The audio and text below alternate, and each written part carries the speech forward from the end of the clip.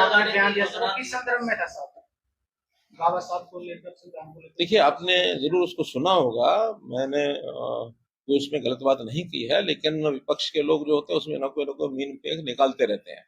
बाबा साहब अम्बेडकर हमारे बहुत ही आदरणीय महापुरुष हैं, और संविधान जो है वास्तव में तो निर्माता के रूप में बाबा साहब अम्बेडकर ही हैं।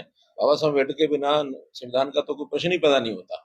और उसमें से जब उसको उसको विषय को ढंग से घुमाया गया कि इन्होंने तो केवल ये कहा है, उनको श्रेय दिया गया है, और ये भाई आखिर तो ये सारा इतिहास सब हमको मालूम है कि बाबा साहब अम्बेडकर ही उस संविधान को समर्पित करने वाले, देश को, देश की जनता को देने वाले वही थे।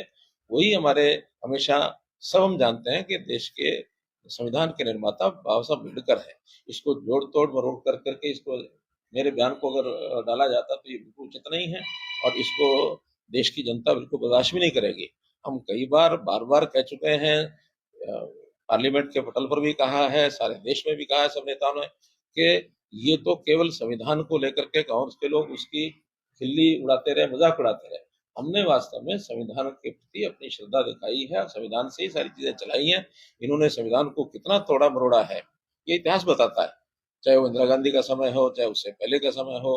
इन्होंने तो बाबा साहब अम्बेडकर का भी खूब अपमान किया, उनको चुनाव में हराया। और हमने हमेशा बाबा साहब अम्बेडकर को पूजा है। बाबा साहब अम्बेडकर महापुरुष हैं, और उन्हीं के दिए हुए संविधान के हिसाब से देश आगे चल रहा है। एक सर समाज में लगाने की योजना थी, और दूसरा